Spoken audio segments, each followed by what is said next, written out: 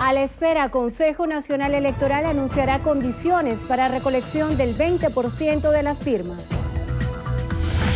Respaldo internacional. Presidente Nicolás Maduro considera que Cumbre de Países No Alineados afianzó la confianza entre las naciones. Rechazo del mundo. Mesa de la Unidad calificó como un fracaso estrepitoso la Cumbre de Países No Alineados realizada en la isla de Margarita. Dispuestos a dialogar, vicepresidente Aristóbulo Turiz advirtió que el gobierno no aceptará condición de referendo por parte de la oposición. Posición firme. Diputado Juan Miguel Mateus aseguró que a su juicio el gobierno de Nicolás Maduro no tiene sensibilidad por la crisis que vive Venezuela. Detenido. Policía de Nueva York capturó al presunto responsable de la explosión que se registró en Manhattan el pasado sábado. El 99 en el club de los 2.500. Miguel Cabrera suma otro récord. Logró récord, la serie fantástica más galardonada en la historia de los premios Emmys. Noticiero Venevisión. Información justa y balanceada. ¿Qué tal, amigos? Tengan todos muy buenas tardes y bienvenidos a la emisión meridiana de su noticiero Venevisión. Muy buenas tardes, tengan todos feliz inicio de semana. Ya estamos listos en nombre del equipo de noticiero Venevisión. Néstor Brito Landi, que les saluda, Endrina Yepes. Comenzamos a revisar las informaciones de inmediato. Y a esta hora, los rectores del Consejo Nacional Electoral continúan la discusión del informe técnico sobre la recolección del 20% de voluntades para activar el referéndum revocatorio presidencial. Escuchemos al rector Luis Emilio Rondón, quien declara a esta hora. Bueno, en el área geográfica, ese centro de recolección de manifestaciones de voluntad tenga las condiciones de factibilidad de transmisión, tenga las factibilidades de infraestructura del centro para garantizar los flujos adecuados. Lo que no puede suceder es que centros de votación que para los tablamesas anteriores hayan tenido por el número de electores importantes un número de mesas, resulte que en esta distribución vaya a tener números de mesas o puntos de recolección de manifestaciones de voluntad desproporcionalmente. Estos aspectos, y así también ya lo acordó el Consejo Nacional Electoral, van a estar siendo abordados esta semana en una mesa técnica por representantes de los actores políticos, tanto de la Mesa de la Unidad Democrática como del Partido Socialista Unido de Venezuela, con técnicos del Consejo Nacional Electoral, para precisamente verificar todos estos aspectos de la distribución de las máquinas de votación. Finalmente, otra de las variables que también es importante corresponde al horario del punto de funcionamiento de recolección de manifestaciones de voluntad. La normativa señala de que corresponde en un horario de 8 a 12 y de 1 a 4 de la tarde. Sin embargo, hay normativas que se utilizaron tanto en la solicitud del año 2004 como en procesos anteriores, donde para el último día se extendió ese horario hasta el último de los electores en la cola. Bueno, esos son los principios que en este caso el Poder Electoral está obligado a resguardar dentro del marco de garantizar el ejercicio de los derechos políticos de todos los venezolanos, que es importante. Y decía al inicio de mi intervención, no solo como rector del Poder Electoral, sino también como ciudadano. Yo creo que es inocultable la crisis política que tiene el país. Y precisamente con el concurso adecuado, el ejercicio activo de los derechos políticos, el garantizar el ejercicio de esos derechos políticos, entendiendo el referéndum revocatorio como uno de los medios expresados en la Constitución, puede contribuir con aliviar esta tensión política, y de ahí lo importante del rol que tiene. Escuchaban ustedes palabras de Luis Emilio Rondón, rector principal del Consejo Nacional Electoral. Él ha dicho que continúa el directorio del CNE para discutir las condiciones de la recolección del 20% de manifestaciones de voluntades que permitirán convocar el referendo revocatorio presidencial. Dijo, sin embargo, que él quiso adelantar su opinión, hizo énfasis en que esa recolección debería ser nacional porque el funcionario a revocar, el presidente de la República, fue electo en una circunscripción nacional. También se refirió a otro aspecto, dijo que el número de máquinas debe ser suficiente para que no se repita lo que ocurrió con la recolección del 1%, cuando, según él mismo dijo, fueron insuficientes las máquinas, y además también habló de la distribución. Dijo que no debería ocurrir lo mismo, que se ubiquen máquinas en centros poco poblados, obligando a las personas que quieran adherirse a la solicitud de revocatorio a ir a lugares lejanos. Es lo que tenemos hasta ahora desde la sede principal del CNE. Néstor, Endrina. Muchísimas gracias, Lirio. Y el presidente de la República, Nicolás Maduro, considera que con el debate en la cumbre de países no alineados se afianció la confianza entre las naciones, lo cual, a su juicio, beneficiará a los pueblos de todo el mundo.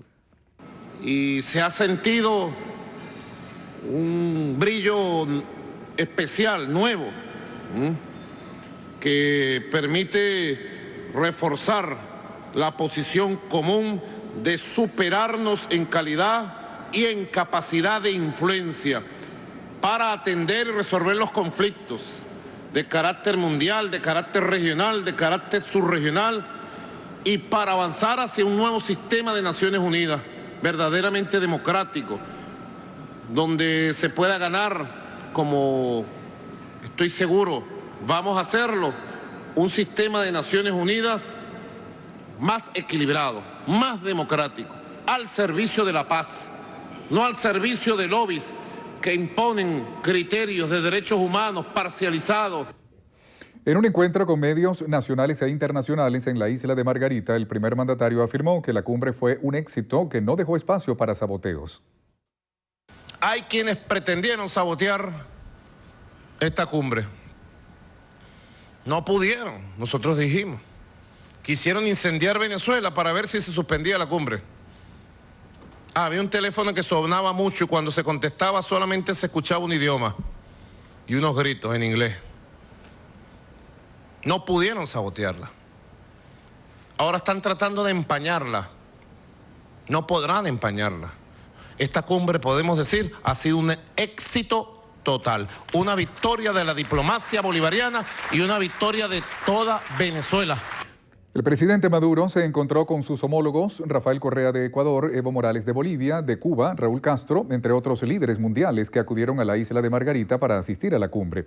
El primer mandatario señaló que en el evento surgieron conversaciones con países OPEP y no OPEP que permitirán buscar un mecanismo para estabilizar los precios del crudo.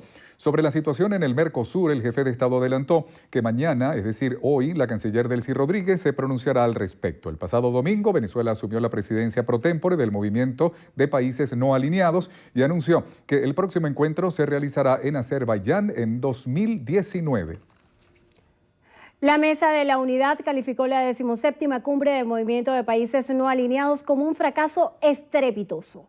A través de un comunicado, del bloque opositor aseguró que la cita diplomática que fue clausurada el pasado domingo en Nueva Esparta y que contó con la asistencia de 15 presidentes y algunas delegaciones de los 120 países miembros, ratificó el aislamiento internacional de Nicolás Maduro y el rechazo del mundo a un régimen que es símbolo mundial de corrupción e incompetencia. Aristóbulo Sturis, vicepresidente de la República, ratificó que el gobierno está dispuesto a dialogar con la oposición, aunque advirtió que esto no significa que vayan a aceptar sus peticiones. Aquí hubo una iniciativa, y hay una iniciativa vigente de los expresidentes, y hubo un viaje a Dominicana. ¿Por qué no se dio? ¿Por qué se rompió? ¿Por qué se interrumpió? ¿Por qué no se desarrolló ese diálogo? ¿Por nosotros? Por nosotros no fue, ni va a ser. Nosotros estamos dispuestos a conversar. Ahora, conversar no quiere decir que nosotros nos vamos a entregar y que todo lo que nos digan va a ser, no, es conversar. Sturis considera que el impedir que Venezuela ejerza la presidencia pro tempore del Mercosur responde a manipulaciones del gobierno norteamericano. Venezuela, cuando reclama o asume la presidencia del Mercosur, no lo hace imponiéndose a nada. Se hace simplemente cumpliendo lo que establece el protocolo. Y Brasil, con toda la dictadura que tenga, Argentina con todo el gobierno de oposición que pueda tener contra nosotros, Argentina tiene que respetar el protocolo y los países del Mercosur respetar el protocolo. Ahí lo que hay es una manipulación y ahí el imperio está forcejeando contra Venezuela. Allá, bueno, son gobiernos que se prestan porque son gobiernos títeres. El vicepresidente de la República afirmó que están dadas las condiciones para abastecer el mercado nacional. Hasta mayo fue el peor mes. A partir de junio comienza un despertar. Julio fue mejor que el mes de junio. Y agosto fue mejor que el mes de julio. Y con toda seguridad septiembre va a ser mejor que agosto. ¿Por qué? Porque la única manera de nosotros garantizar el abastecimiento es importando y produciendo. Y ha mejorado la producción y ha mejorado las importaciones. En este momento nosotros tenemos más materia prima que en cualquier momento del año para procesarla. Por eso estos meses van a ser mejores que los meses anteriores. Ricardo Molina, ministro de Transporte y Obras Públicas, aseguró que el aumento de pasaje a 60 bolívares en rutas urbanas es ilegal. Molina expresó a través de su cuenta en Twitter que las reuniones con los transportistas continúan y los aumentos establecidos en Gaceta Oficial no han sido modificados. Aseveró que quienes incrementen de manera unilateral el costo del pasaje están cometiendo un delito. El pasado domingo, el presidente de la Central Única de Autos Libres y por Puesto, José Luis Montoya, anunció que a partir de hoy ajustarían la tarifa en la ruta urbana a 60 bolívares y que evalúan un nuevo incremento para final de año que dejaría el pasaje en 100 bolívares. Y entre otras informaciones, en Estados Unidos, la policía de Nueva York detuvo a Ahmad Khan Rahami, un hombre de 28 años de edad, presuntamente vinculado con la explosión del pasado sábado en Chelsea, Manhattan, en la que 29 personas resultaron heridas. El sospechoso, un ciudadano con nacionalidad estadounidense y afgana, fue puesto bajo custodia tras un tiroteo con las autoridades en Linden, Nueva Jersey. El alcalde de la ciudad, Bill de Blasio, había indicado que el sujeto, el primer apresado por el caso, sería peligroso, ya que podría estar armado. Se conoció que su último domicilio fue en la localidad de Elizabeth, Nueva Jersey, donde autoridades encontraron en una estación de trenes un bolso abandonado con 5 pequeños artefactos explosivos. Uno de estos detonó mientras un robot de la policía trataba de desactivarlos en Nueva York. La seguridad fue reforzada en las estaciones del metro y las autoridades se mantienen alerta, luego de que de cerca de la primera explosión fuera encontrado un dispositivo conformado por 2 ollas de presión conectadas a un celular y a luces de Navidad. El gobernador de Nueva York, Andrew Cuomo, señaló que la ciudad es objetivo de ataques terroristas, por lo que resaltó que se debe estar siempre vigilante y en estado de preparación. Amigos, es momento de hacer nuestra primera pausa. Pero al regreso, emotivo, realizaron ceremonia en recuerdo a las víctimas del terrorismo. Los detalles en tan solo minutos.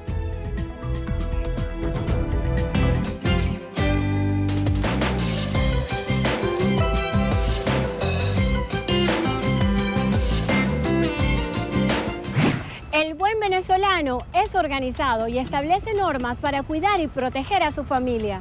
Establece como regla no abrir la puerta a personas extrañas. Si desconoce su procedencia, pone en alerta a vecinos y autoridades. No suministres información personal a desconocidos y entrena a los más pequeños de la casa para que tampoco lo hagan. Sumar hábitos de seguridad a nuestra vida diaria cuesta poco y vale tanto. Noticiero Venevisión te recuerda que Venezuela necesita de gente como tú. Necesita del buen venezolano. Un aporte más de Noticiero Venevisión por Venezuela.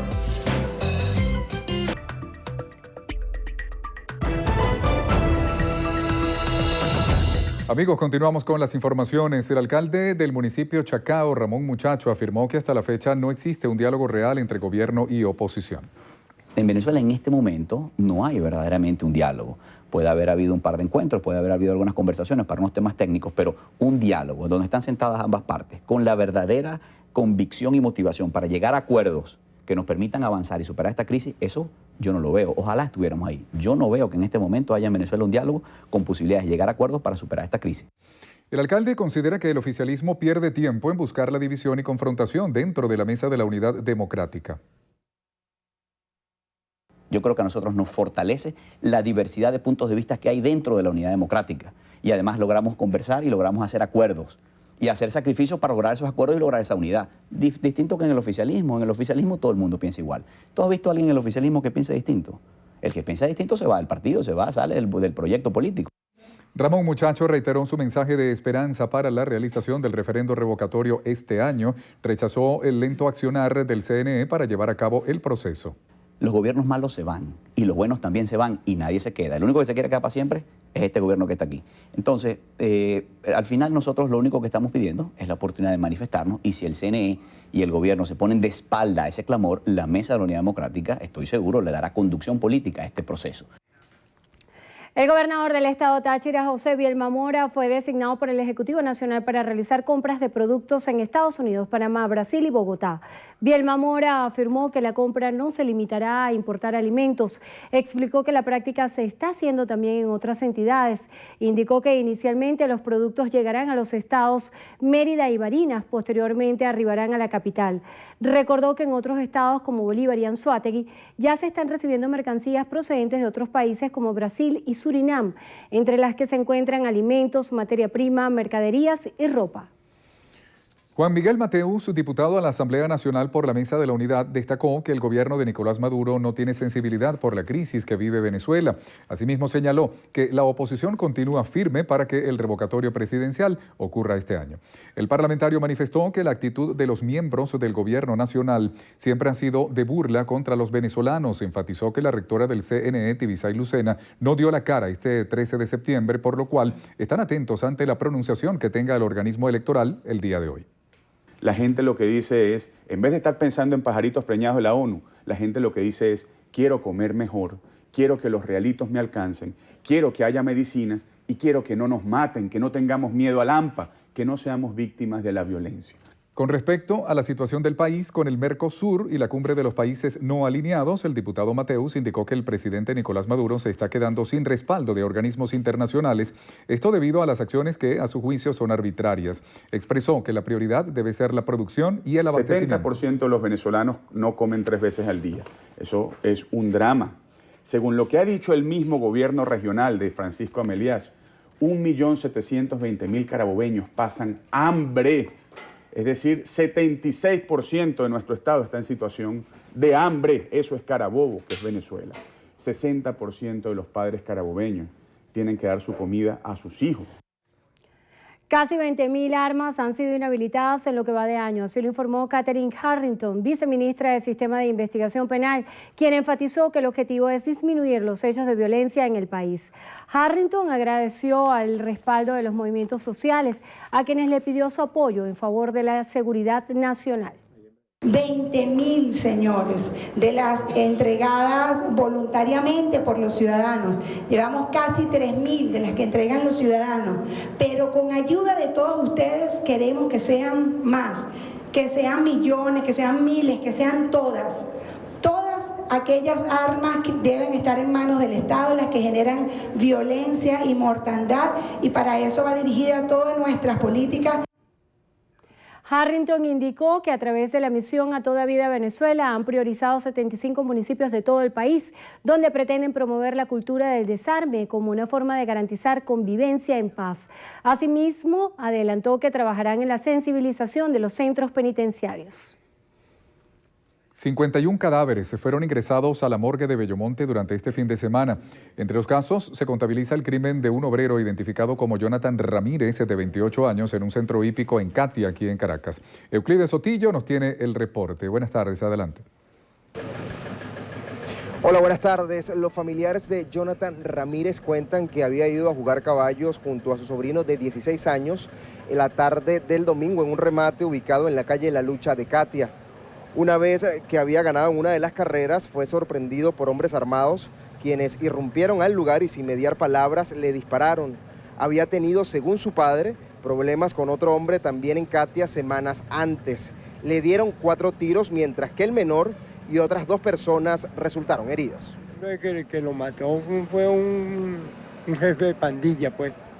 Ese fue el que me mató a mi hijo. ¿Una banda delictiva que opera en la zona? Sí, señor, una banda delictiva en Gramovén, en Oropesa, Castillo. Sí, hace poco mataron otro. Se caen a tiro a diestra y siniestra. Eso parece una ametralladora. También este fin de semana fue hallada con 4 tiros Canyerlis Yumijaica, de 22 años, en la autopista Francisco Fajardo, sentido oeste-este, a la altura de Antímano. La joven fue supuestamente secuestrada de la Cota 905 y fue llevada al sitio donde fue ultimada. No se descarta la venganza. Con el crimen de Kanyerlis Yumijaica asciende ya a 120 las mujeres que han sido asesinadas en lo que va de año en la Gran Caracas. En la morgue de Bellomonte, Euclides Sotillo, Noticiero Venevisión. Muchísimas gracias, Euclides. Vamos a la pausa. Así es, al regreso tenemos más información para ustedes. Quédense con nosotros.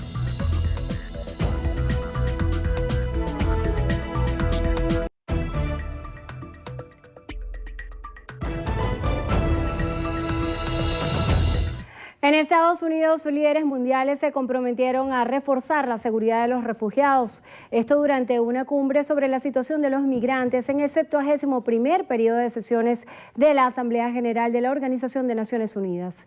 En el evento, los mandatarios de más de 190 países adoptaron la Declaración de Nueva York, documento con el que acordaron apoyar a las naciones más afectadas y tratar de repartir mejor la responsabilidad de las respuestas a los grandes movimientos de la población. La declaración de 22 páginas había sido previamente pactada el pasado mes de agosto. Esta es la primera vez que se realiza una reunión dedicada exclusivamente a la situación migratoria en el organismo internacional. El presidente Enrique Peña Nieto de México y Luis Guillermo Solís de Costa Rica fueron algunos de los oradores del encuentro. Y en Colombia, Iván Márquez, jefe de la Delegación de Paz de las FARC, indicó que los guerrilleros reunidos en la 10ª conferencia del grupo seguramente darán su aprobación a todos los acuerdos logrados con el gobierno en La Habana. Señaló que las Fuerzas Armadas Revolucionarias de Colombia están con la paz y marchan por ese rumbo. Resaltó que tienen pensado convertirse en un movimiento político legal. Márquez agradeció el gesto de confianza y buena voluntad del presidente Juan Manuel Santos al excarcelar a 24 prisioneros miembros de las FARC. Esto para que pudieran asistir al evento realizado en los llanos del Yarí, lugar en el que fue revisado cada punto del acuerdo para la finalización del conflicto armado y la construcción de la paz.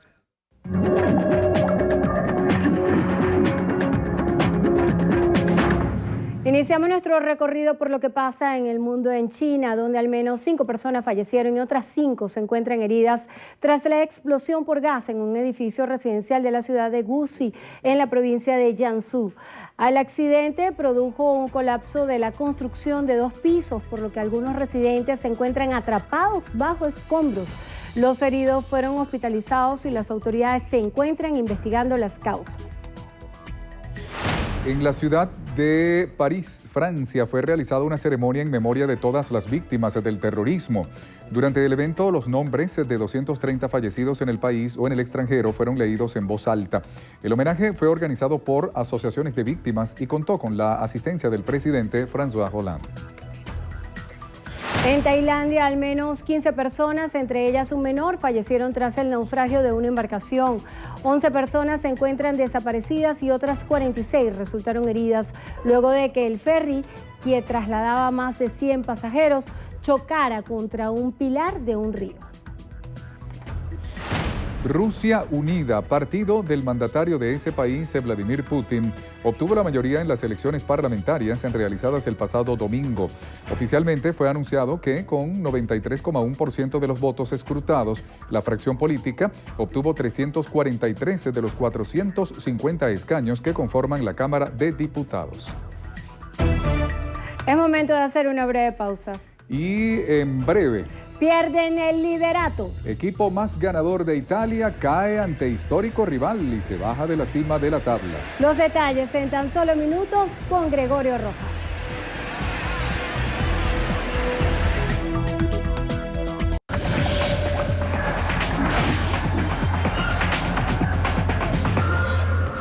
Amigas y amigos, comenzamos los deportes con béisbol de Grandes Ligas, porque Miguel Cabrera y Francisco Rodríguez siguen haciendo historia. Este domingo, el maracayero alcanzó los 2.500 hits en su carrera, mientras que Francisco Rodríguez sumó su rescate 43 de la campaña en un juego que usted disfrutó junto al equipo campeón de Venevisión.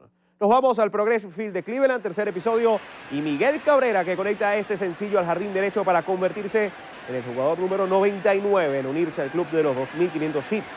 Ya en el noveno inning, con la pizarra 9-5 a favor de Detroit, Francisco Rodríguez selló el triunfo bengalí con su salvado 43 de la campaña. Los Tigres se mantienen a 2 juegos del último puesto de comodín en posesión de Azulejos de Toronto. En el fútbol nacional, Carabobo se afianzó en la punta de clausura tras derrotar al Zulia 4-2 2 tantos de Tulio Echemaite, uno de Cristian Novoa y otro de Marlon Fernández le dieron el triunfo al Granate, que ahora tiene 7 puntos de ventaja sobre Atlético Venezuela, que empató a 1 con el Ureña. En otros resultados, Deportivo Táchira cayó con el Portuguesa 3-1 y el Caracas superó a domicilio a Estudiantes de Mérida 5-2. Cambio en la punta del calcio, la Juventus soltó el liderato tras caer en el clásico italiano ante el Inter de Milán 2-1. Stefan Lichtsteiner adelantó a los bianconeros al minuto 66, mientras que Mauro Icardi 2 minutos después e Iván Perisic al 78 le dieron el triunfo a los neroazzurros. Napoli es el líder del campeonato italiano con 10 unidades.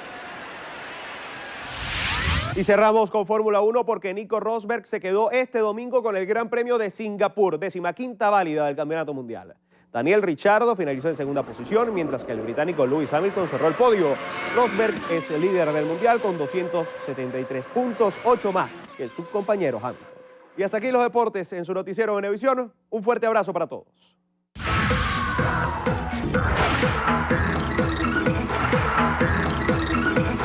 Hola, ¿qué tal amigos? Feliz tarde para todos. Yo soy Carlis Cuadros y comenzamos las noticias del entretenimiento con los ganadores de los premios Emmy 2016. Este domingo desde Los Ángeles se realizó la 68ª entrega de los premios Emmy 2016, que galardona a lo mejor de la televisión.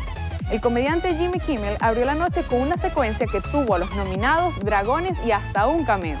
Game of Thrones logró otro récord para su lista. Luego de haber arrasado con 23 nominaciones, obtuvo la estatuilla como mejor serie de drama y se alzó como la más galardonada en la historia de los Emmy. En el renglón de comedia, VIP alcanzó su objetivo y desplazó a la serie protagonizada por Sofía Vergara. Otro de los grandes triunfos fue para American Crime Story, que se destacó como mejor miniserie o película, así como el renglón femenino y mejor actor en miniserie o película. Los premios se permitieron enseñar caras nuevas al público en esta edición. 2 actores nominados por primera vez se llevaron las categorías principales en drama: Rami Malek por Mr. Robot y Tatiana Maslany por Orphan Black. Así llegamos al final. Yo soy Carlis Cuadros, les deseo buen apetito y los espero esta noche en la emisión estelar de su noticiero Venevisión. Muchísimas gracias, Carielis. Bueno, vamos entonces a otra pausa. Pero al regreso, en Entrevista a Venevisión nos acompaña Tarek William Saab, defensor del pueblo. Recuerden que ustedes pueden enviar sus preguntas con la etiqueta Entrevista Bebé. Esto es en breve. Ya venimos.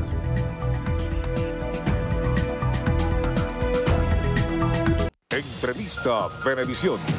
Líder en opinión. Por tu canal independiente, Venevisión. Muchísimas gracias por acompañarnos como siempre en Entrevista Venevisión, tal cual como lo anunciamos, ya está aquí en el estudio con nosotros el defensor del pueblo Tarek William Saab. Gracias por acompañarnos. Muchas gracias a ti por la invitación. Es muy interesante analizar diversos temas y sobre todo cuando ha habido declaraciones recientes del Comisionado de Derechos Humanos de la ONU que dice que en Venezuela se está a la espera de una hambruna generalizada.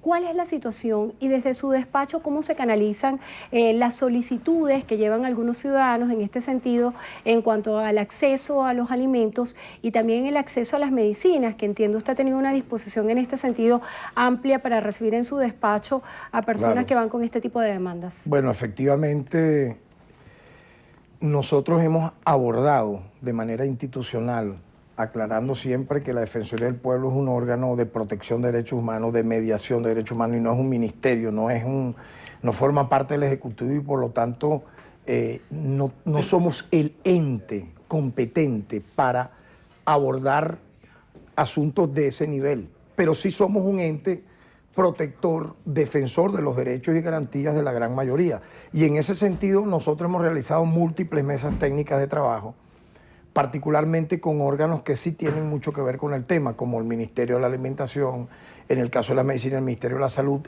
con el SUNDE.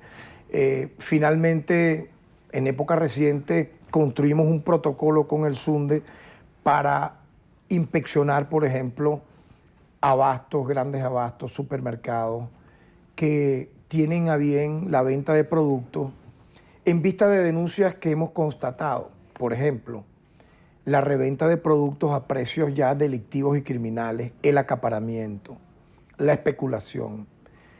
Y yo he dicho de forma responsable, y eso no tiene por qué verse como una estima generalizado, pero es una realidad, que de esa parte delictiva participan gerentes de estos grandes abastos de comercialización privada, como también funcionarios públicos. Hemos visto cómo en los últimos días ha arreciado, en este caso, la inspección, la vigilancia por parte de los cuerpos de seguridad y las policías para tomar esto como un asunto de Estado, puesto que yo considero que quienes revenden productos lo acaparan y finalmente lo esconden o, habiendo en los estantes, lo venden a precios exorbitantes, están cometiendo un doble crimen. Y efectivamente allí yo creo que el Estado tiene que actuar con todo el peso de la ley frente a quienes actúan de una manera criminal como esa. Por ejemplo, es inconcebible que policías, funcionarios policiales, hayan sido descubiertos cuidando camiones de carne, de harina, de trigo, que salen de los centros comerciales de estos grandes abastos para entregárselo a los bachaqueros o a los traficantes de alimentos. O sea, ¿cómo tú puedes eso determinarlo? Simplemente son delincuentes uniformados que tienen que ser llevados a prisión y sus jefes también interrogados, porque yo siempre, cuando observo cosas como esa, yo digo, debe haber un autor intelectual por encima de ese policía que está actuando de esa manera. Igualmente yo creo que no podemos generalizar, pero efectivamente, estructuralmente, yo creo que se ha creado un sistema de corrupción alrededor de la venta y la reventa de alimentos, jugando con la miseria de los humana, vamos a decirlo así, traficando con el dolor ajeno. Y eso debemos nosotros alertarlo como Defensoría del Pueblo, porque sinceramente es tan criminal como el que revende los productos, como el que lo acapara o el que participa en este sistema de corrupción. Ahora que hace mención de la participación de efectivos policiales en eventos como este y que está diciendo que no está generalizando sino de manera aislada, quisiera hablar de un tema que se ha denunciado y es el hacinamiento en los calabozos de las estaciones policiales. ¿Cuál es la respuesta que ha preparado ustedes de la Defensoría para atender estos tipos de señalamientos? Bueno, mira, sí, efectivamente tú estás tocando un tema que para la Defensoría del Pueblo en época reciente ha sido importante porque nos ha preocupado muchísimo una cifra que nos reveló el propio Ministerio de Relaciones Interiores y Justicia. Nosotros manejábamos una cifra similar, pero el hecho de que sea el Ministerio de Relaciones Interiores y Justicia el que nos haya dado finalmente esa cifra revela la gravedad del tema. Hay 33.000 privados de libertad aproximadamente en calabozos de las policías estadales, municipales, nacionales. Y aproximadamente, esa es otra cifra que se agrega a esta, unos 2.000 en instalaciones militares, o sea, en cuarteles. Me estoy refiriendo a los que están en cuarteles, instalaciones militares, no están procesados por delitos militares, por delitos comunes. Entonces, ¿qué te revela esto? En primer lugar, un tema que tiene que ser abordado interinstitucionalmente. La Defensoría ha liderado mesas técnicas con la Defensa Pública Nacional, con el TCJ, con el Ministerio Público. Yo agradezco de verdad el interés de todas estas instituciones del Estado, con el propio Ministerio de Relaciones Interiores, porque, fíjate, si ya es un drama los privados de libertad en las cárceles, que son un poco más de 40.000, casi se acercan a 50.000. Pero bueno, en las cárceles son lugares de reclusión que tienen canchas deportivas, que pueden estudiar, pueden trabajar, hay todo un sistema para rehabilitarlos, ¿verdad? Particularmente más los que tienen régimen interno. Pero imagínate una estación de policía. ¿Qué le ofrece a un venezolano o una venezolana que ni siquiera está condenado? Está en un proceso de juicio, por lo tanto se presume que es inocente. Allí deberían estar 40 y 50 y hay 700, como sucede, por ejemplo, en la zona 7 de la Policía Nacional Bolivariana, como sucede en la Comandancia de la Policía del Estado Sucre, casi hay 1.000 privados de libertad, en Carúpano casi 800 privados de libertad, no van al sol, no tienen derecho a rehabilitarse, no tienen cursos de estudio, de trabajo, y están en condiciones infrahumanas. Pero allí entonces el sistema de justicia tiene que hacerse una gran autocrítica. ¿Por qué? Porque hay 3.000 condenados en estaciones de policía. Ellos debieran estar en lugares de reclusión. La otra gran parte está en proceso de juicio. Entonces yo diría acelerar las audiencias, hacer especie de callapas judiciales en esas estaciones de policía con grandes hacinamientos, no para liberar por liberar a la gente, no. Quien merezca. Una libertad condicional se le dará.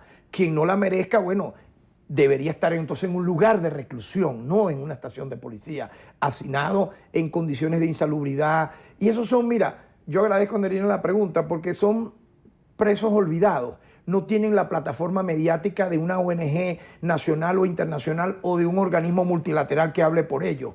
Muchos de ellos enfermos, muchos de ellos pasan años. ¿Sabes lo que hemos descubierto? Que en vez de estar 3 días, 72 horas o máximo 45 días en esos lugares, algunos tienen 6, 7, 8 años presos, 2 años, 3 años, 4 años. Sin un juicio y sin un debido procedimiento. Sin juicio y otros condenados, pero no están en un lugar de reclusión. Ahora, dentro de esto que diagnostico, lo positivo es que el Estado venezolano está atento a este tema con estas mesas técnicas y estamos abordando el deshacinamiento en los calabozos de policía bajo una organización. O sea que usted cree que luego de este diagnóstico y la instalación de las mesas se pueda dar respuesta a este caso. Sí lo creo y estamos tomando ahorita 2 lugares como centros pilotos.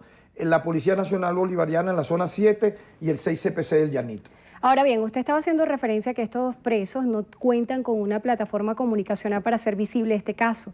Yo quisiera que habláramos acerca de los que en Venezuela son los llamados presos políticos. Ha habido distintos señalamientos de violaciones a derechos humanos, incluso se habla de torturas.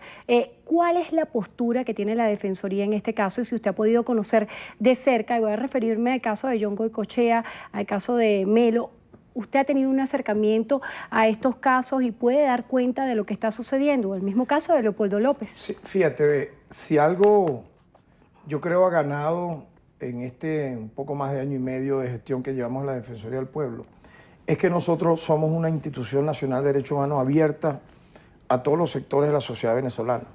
Es decir, cuando tú observas que en año y medio han ido más de 110.000 peticionarios a la Defensoría del Pueblo, tú observas entonces que no solamente van la gente que reclama algún caso famoso o de personas mediáticamente conocidas, ahí va el pueblo, o sea, las comunidades, los que necesitan una orientación jurídica gratuita, los que necesitan un asesoramiento legal, los que necesitan la resolución de un conflicto estilo, para darte una idea, como actuarían los jueces de paz, una mediación para la resolución de un tema, con una mesa de trabajo, los que necesitan el acompañamiento inclusive a un órgano de justicia, a un tribunal.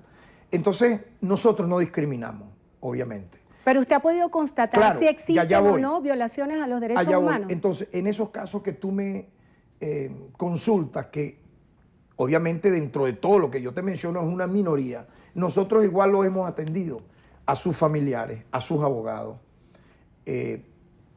con toda la prudencia, el profesionalismo que se merecen, para buscar inclusive, y si me permite, mediar para el otorgamiento de libertades. Algunas son libertades condicionales, otras medidas humanitarias. La Defensoría del Pueblo ha logrado aproximadamente 22 medidas de libertad condicional y humanitaria a este sector del cual tú me mencionas.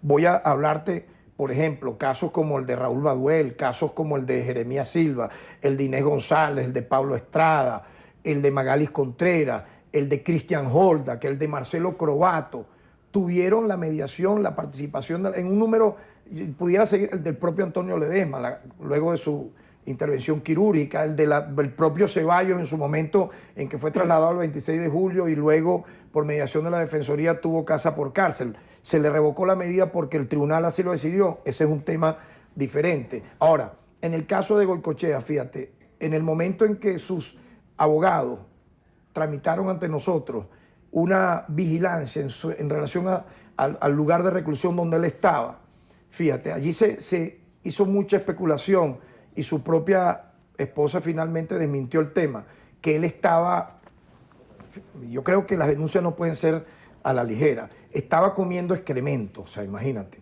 estaba comiendo alimentos con larvas y gusanos. Yo referí muy seriamente que era falsa esa matriz que se había lanzado, porque de haber sido así, ya hubiese una epidemia en el Cebin helicoide. Allí se constató, luego nosotros hicimos la mediación para que el abogado, la señora de Goycochea lo visitara, y efectivamente, ¿qué pedimos nosotros ante todos estos casos? Igual que a los 33.000 privados de libertad que están en calabozo y a los casi 50.000 que están en lugares de reclusión. Primero, que el Estado les garantice de manera plena sus derechos humanos, que tengan un debido proceso, un acceso, y ahí yo sí he sido principista, un acceso total de sus familiares para visitarlos, de sus abogados.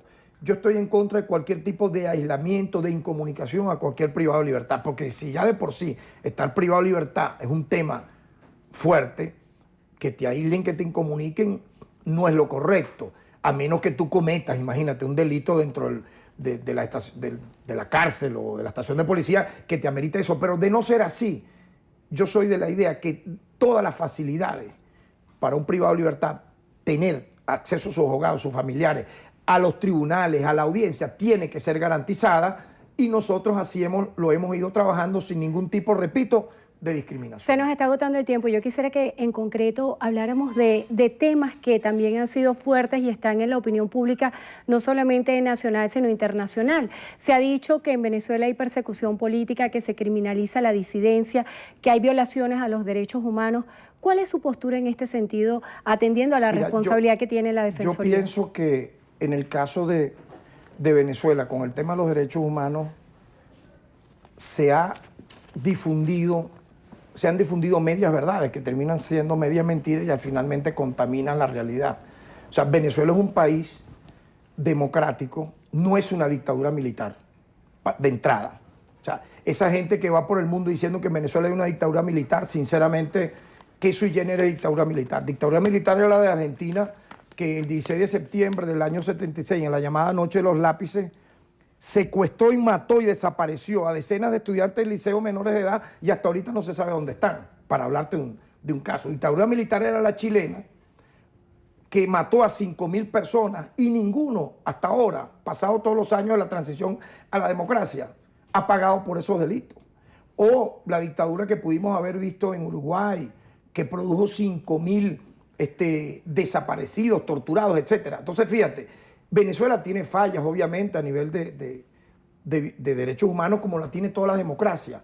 Lo importante es corregirla a la luz de nuestra Constitución, que tiene el título 3 de los derechos humanos. Y en eso nosotros hemos sido, Enderina, yo diría muy consistentes, yo diría sistemáticos en la denuncia, por ejemplo, de la permanente reestructuración y depuración de los cuerpos policiales. Yo creo que eso es un trabajo que está en desarrollo y debemos saldar. Yo no consigo que haya policías estatales, municipales o nacionales que se asocien al delito, que se asocien a bandas criminales, que participen en el secuestro, en la extorsión, porque el pueblo queda indefenso. Yo soy de la idea que debería hacerse un trabajo permanente en la reestructuración de la policía. Y si me permite, quisiera nombrar un caso reciente porque toca pues a mi estado natal. Hubo hace poco un juego entre Caracas y Anzoátegui Fútbol Club.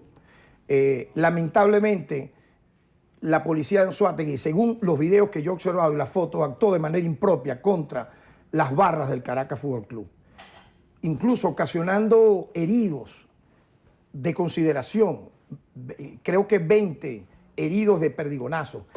Y finalmente quedó detenido Carlos Conde, quien es el coordinador de la barra de Caracas Fútbol Club y a la vez coordinador de las barras de la Vinotinto de nuestra selección nacional.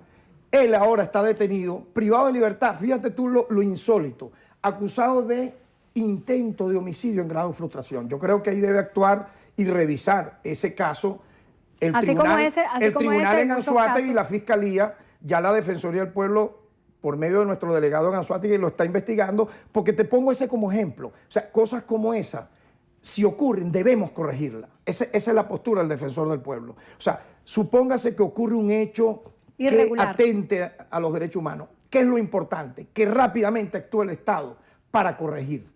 La rectificación es una parte importante. Yo creo que sí. Se nos agotó el tiempo. Se nos agotó el tiempo. Agradecemos su presencia en Entrevista a Venevisión. Tarek William Saab, Defensor del Pueblo. Gracias por estar con nosotros en Entrevista a Venevisión. Quedaron pendientes muchísimos temas y es la excusa perfecta para tenerlo de vuelta. Gracias por estar con nosotros y gracias a ustedes por habernos acompañado. Que tengan todos feliz tarde. Feliz tarde también para ti, Endrina. Amigos, y hasta aquí la presente emisión. Recuerden, Noticiero Venevisión, Canal 4 reporta y ustedes deciden. Buenas tardes para todos.